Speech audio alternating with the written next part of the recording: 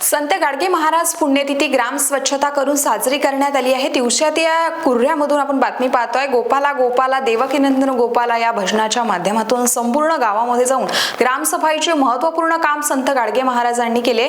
सकाळी ग्राम स्वच्छता करायची आणि रात्री लोकांच्या डोक्यांमध्ये साचली घाण कीर्तनाच्या माध्यमातून साफ करणे करायची हा मंत्र गाडगे महाराजांनी आपल्या जीवनात घेतला होता। हाच संदेश लोकांपर्यंत पोहोचावा या उद्देशाने 20 डिसेंबर रोजी कुर्हा या गावी कर्मयोगी फाउंडेशन व श्री गुरुदेव सेवा मंडळ अंतर्गत कार्यक्रमाचं आयोजन करण्यात आलं होतं।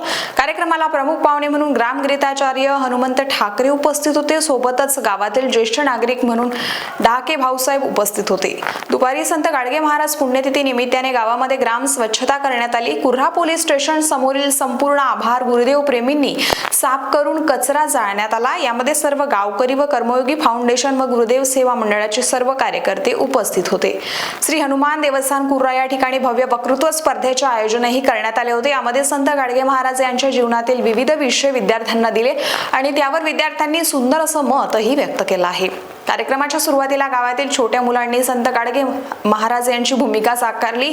देवकीनंदन गोपाला गोपाला सांभाळी तुझी लेकर पुण्य समजती बापाला या भजनाच्या तालावरती त्यांनी सर्व आलेल्या पाहुण्यांचं व प्रेक्षकांचं लक्ष वेधलं होतं। या कार्यक्रमासाठी मुख्य व्याख्या म्हणजे ग्रामगीताचार्य हनुमंत ठाकरे यांनी संत गाडगे महाराज यांच्या जीवनावरती प्रकाश टाकला। ते म्हणाले, संत गाडगे महाराज म्हणजे एक चालता बोलता विद्यापीठ, एकही वर्ग नव शिकलेला माणूस, परंतु आज त्या माणसाच्या नावाने अमरावती विद्यापीठ आहे।